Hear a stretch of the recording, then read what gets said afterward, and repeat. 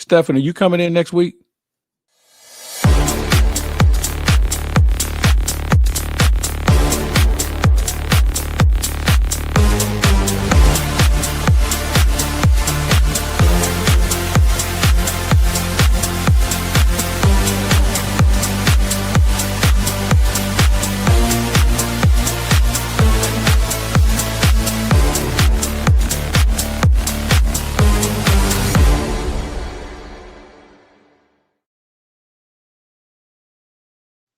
Welcome to Card Central 365, powered by Gray Bar here on STL Sports Central. All content provided by DraftKings. The crown is yours. Mike Claiborne, Claibs, is presented by the Painting and Decorating Foundation of St. Louis. I'm Stefan Caray. I don't have a sponsorship yet. I'm not quite as cool as the man on the left side of your screen. But what a fun night for the Cardinals. It was high energy, high intensity, a lot of drama, but a great win for them to start off the homestand. Yeah, it was a good win. When you look back at last night, you had the big fifth inning where you scored 5 runs. Your bullpen was just a hair shaky, which led us to the bottom of the ninth. But the hitting of Mark Burleson, I keep calling him Mark Burleson. I know him, Mark Burleson. Alec Burleson has just been fun to watch. But I'll tell you, to me, I thought there were 2 plays last night that I thought were the reason why the Cardinals ended up winning. When Kyle Leahy had the throwing error, we always preach in baseball, whether it's little leagues or the big leagues, to back up the play. And that ball would have rolled around because Nootbaar was nowhere in the vicinity. That could have cleared the bases. And Mason Wynn was in position to be able to snag it and keep that play to the play where it was. I thought that was huge. And I thought the double play ball in the 8th inning was huge too, from Riley O'Brien, who got himself in a little bit of trouble. But, it's the little things about the game that don't always show up on the scorecard. But I certainly thought that Mason Wynn's play last night was huge. Along with this, one other thing. I was thinking we were going to have the golden rule of baseball broken, where you swing at the first pitch, the first 2 guys and the third guy. And Burly wanted to swing at that first pitch, but the baseball discipline kept him back. And then it was another called strike. And then the third pitch of that at bat, he hit for a home run. So I thought little things last night was a difference maker, along with the fact when you score that many runs in a game, you should win. I agree with your point completely. And it looked like McGreevy was struggling a little bit more than we're used to seeing him struggle. This team seems motivated when he's on the mound to go out and give him a little bit of extra run support. It was great to see how things turned out, right? Especially considering Wilson Contreras getting ejected, Ollie getting ejected, them getting the desired result, and all that being for naught would have been the opposite of what happened last night. So fantastic resolve by this team. I want to talk a little bit more, not only about Mason Wynn's play, but Alec Burleson's first career walk-off home run. To see where he hit that pitch just is a testament to what kind of a hitter he is. Well, yeah, you're right. He's seeing the ball well, because if you recall, he had a couple of opposite field hits, and he is staying down on the ball, man, unlike we've seen before. And it happens. You've been around the game long enough where guys will tell you that they're seeing it well. Right now, the baseball has to look like a beach ball to him, because there are other times it may look like an aspirin, but right now, the way he's staying on it, head down, head still, and not necessarily trying to pull everything. You think about the home run last night. He just drove it to the middle part of the field. That's when you really know a guy's on his game. Now, going back to your Mason Wynn point, there was some conversation last night about Mason Wynn, his pain, the knee that he has been certainly dealing with, and he doesn't feel like he can come out of the games. And one of the fans in the comment sections made a really good point that he's vying for that gold glove, and right now he should be the front runner for the National League at shortstop. You don't blame him at all for trying to get that individual accolade, do you, at this point? No, not at all, because it's one that helps the team. This isn't a selfish award. It would be different if you saw a guy that was, trying to stay in the lineup or taking himself out of the lineup to protect his batting average. This is a guy who wants to play. And not only gold glove, won't he have the highest fielding percentage of a shortstop in the history of the game as well? Yeah, he's at 3 errors right now, one of which was certainly a questionable one, given the couple of days that it took them to think it over. But he is right up there with the highest fielding percentage in the history of the game for a shortstop. So I think we're all pulling for him. Here's the one thing about him, man. The guy plays hard every day. He doesn't take days off. He's become a better hitter when he goes the other way. His defense has been solid, and now he's got that timing play where he can slide going into the hole and has the throwing arm to be able to pop up and make the play.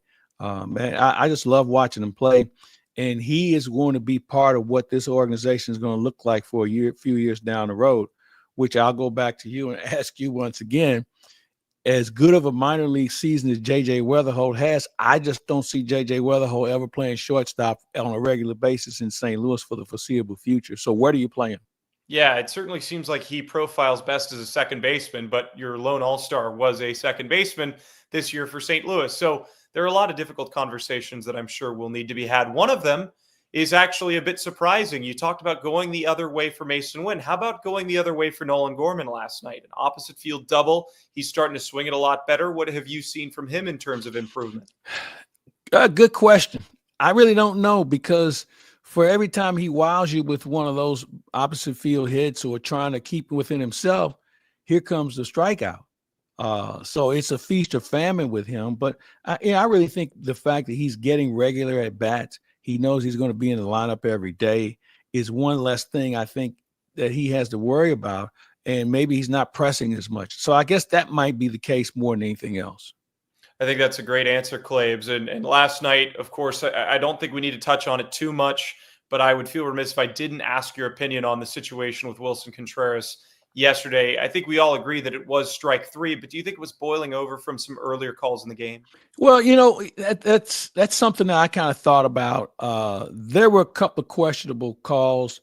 I thought the umpire got them right, but here's the issue that we have to take into account. This box that we see on TV is not accurate.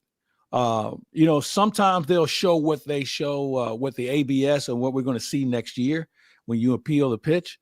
They'll show that, and that's the accurate element, but they don't show it on a regular basis. So I thought from where I sat, those pitches looked like pretty good strikes, and obviously Wilson's closer to the pitch than I was, but I thought there were some pitches last night that some hitters gave up on.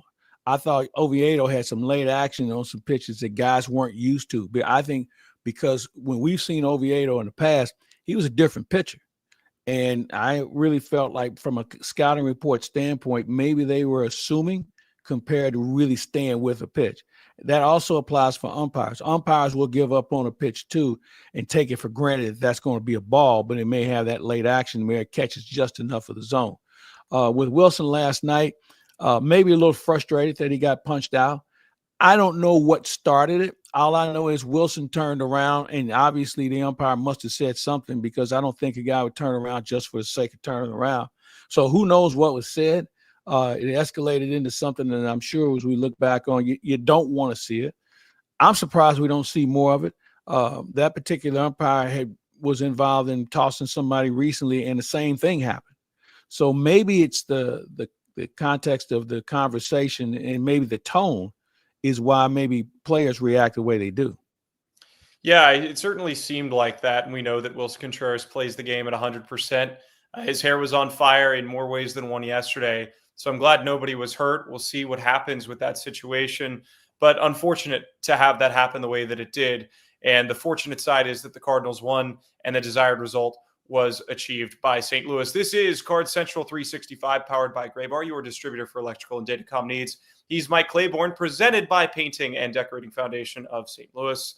So we've talked a little bit about last night. We can talk about tonight, but I think it's important to mention that the 2026 schedule was released today officially by St. Louis. They will open against Tampa Bay and then the New York Mets. That's going to be a very interesting homestand for this St. Louis Cardinals team. I mean, especially after the last couple of games against Tampa Bay, it makes you wonder, what is the 2026 version of the Cardinals going to look like against the Tampa Bay Rays? Man, I asked somebody this question yesterday. If Tampa was in a different division, where do you think they'd be? That's a good team. And they're only going to get better because one thing they can do, they can develop short-term pitching. And they have now some swingers in their order that can do some things. They're going to be tough. The advantage the Cardinals might have against the Mets, you see them in spring training, so you have a pretty good feel. But they have, I think I read today, they have the number one farm system. So we're going to see some young athletes next year that are going to make it interesting. Then you go to Detroit. Detroit's going to win their division. The Washington Nationals are going to be better than what they are. So the Cardinals start off on a tough note. Now, I say tough because I don't know what this team is going to look like roster-wise next year. If you look at this year's roster and you look at those teams in their future, you say, yeah, this is going to be a really tough road to hoe initially. But a lot of things can happen in the offseason, and I think we just have to keep our fingers crossed that things work out in that manner.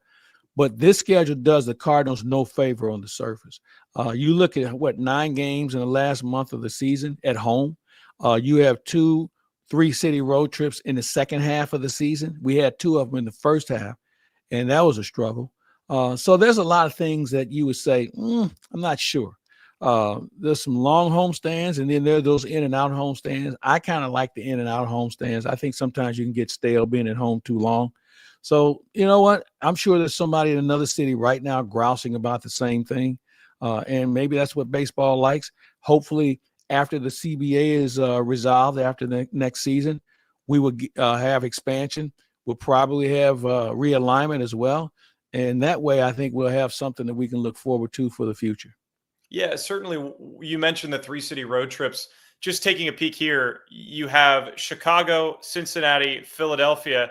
Then you get a week at home, and then you're right back for 3 more cities to the West Coast: Dodgers, Rockies, and Giants. I mean, that is a gauntlet of a 3.5-week stretch. How is it that you go Dodgers? Why don't you go Dodgers, Giants, then Colorado, where you're working your way back east? I mean, again, I don't make up the schedule. They used to have a couple that made up the schedule. Now they have a committee that does it. It's obviously beyond my pay grade with regard to how they construct it. But surely somebody's got to be in the room and say, let's use a little common sense here. Yeah, and just naming those games in August and September, it tells you that if the Cardinals are going to want a shot at the wild card or at the division, they're going to have to find a way to win games early in the season to maybe get off to a hot start, because that's going to be a brutal, brutal stretch, not necessarily in terms of wins and losses, but the team will be beat up as they were during this stretch at this point in the season. You can assume that it'll probably happen next point in the season, or at this point next season, I should say, as well. Well, I couldn't agree with you more.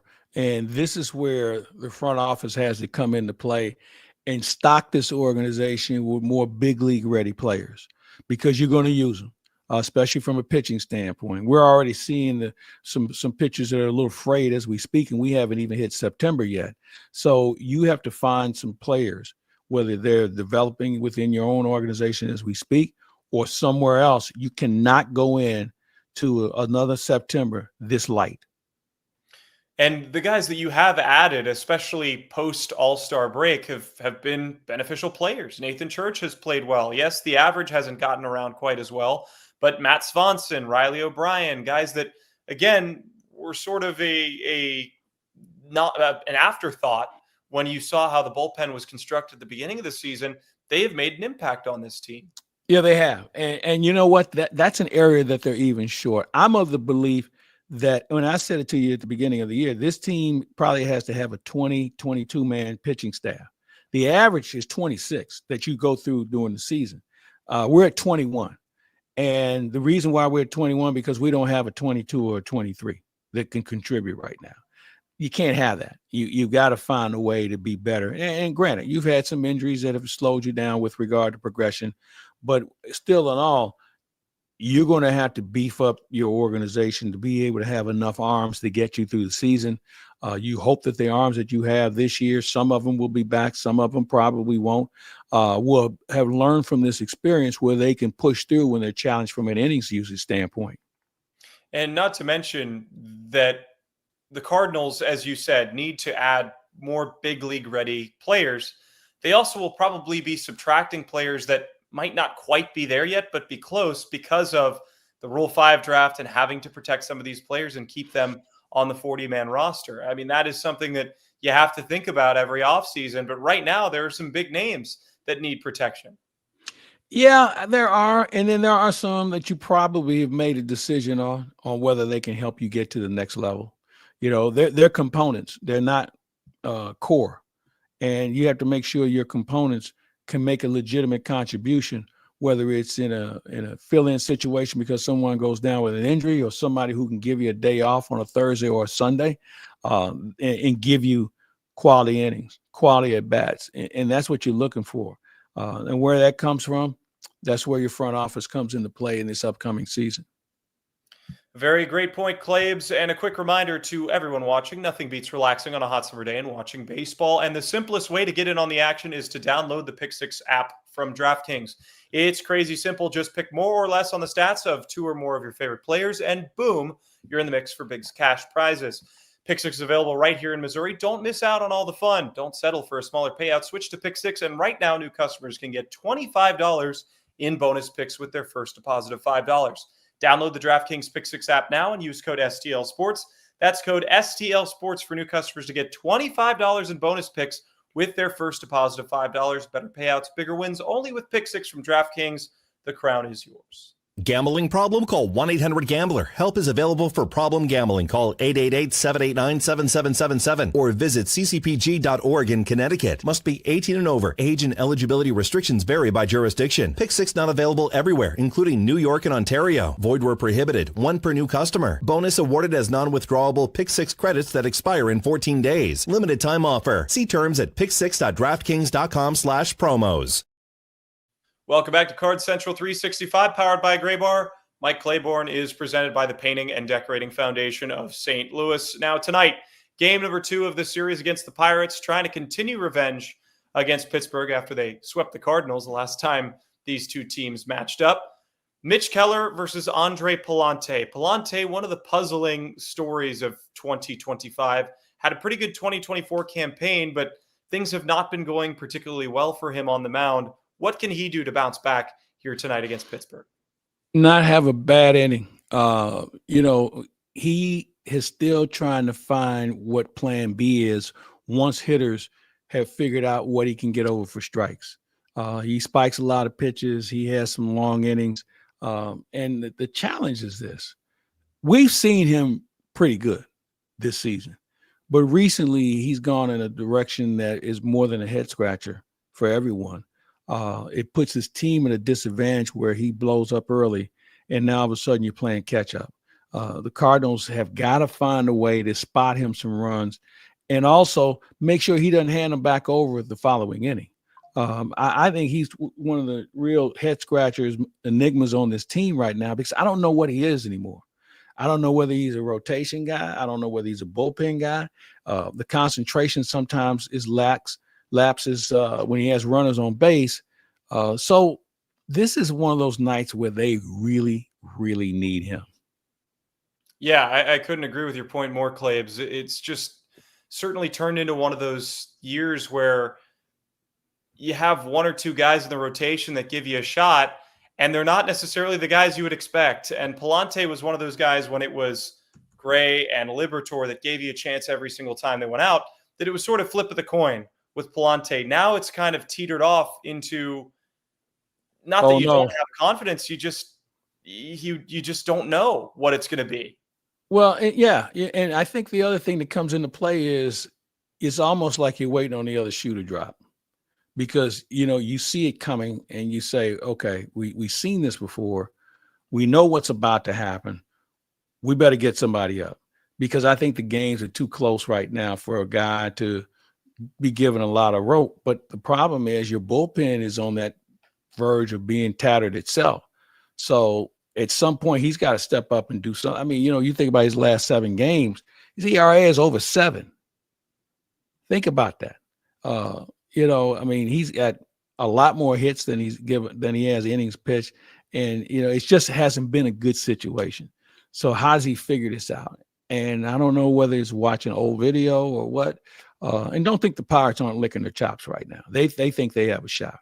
Now, the question is, can he really continue to dominate lefties, but also be able to find out a way to get out a right-handed hitter? They have a couple of right-handed hitters that can hurt him. So it's one of those deals where I don't know if there's any more talking that can be done. I don't know if there's any more video that can be watched. I think it just comes down to a person saying, all right, I'm going to go after people. I'm going to be aggressive, and I'm going to run it in on some of these guys and attack, get ahead in the count. You know what? If I spike one, that doesn't mean I won't spike another one. Maybe get them to chase. I mean, he's got to, again, get to that level of plan B, and we haven't seen it in a while. Weirdly enough, you look at the hitters for Pittsburgh and their career against Andre Palante. Only one has multiple RBIs. That's Brian Reynolds, but he's 2 for 20. 2 for 20. 2 home runs are his only 2 hits against Palante for 3 runs batted in. The rest of them, it hasn't quite been the same. They haven't been able to hit with runners in scoring position against Andre. I wonder if this is one of the teams where he can sort of get right against here tonight. Well, let's hope so. That's a good point you make. Maybe this is what the doctor ordered. But, you know, Pittsburgh was playing well, and they are playing well. I mean, last night, you know, they could have won that game easily had the Cardinals not had the big 5th inning. So this is a team that had been pretty hot coming into this series, and maybe they just push the reset button and say, here we go. This is a guy that's ripe on the tree for us to go after. So something's got to give, obviously. And, you know, there's 2 ways to look at it. You can look at it the Pittsburgh way. You can look at it from a Cardinal perspective. But something will give tonight. And I really think this.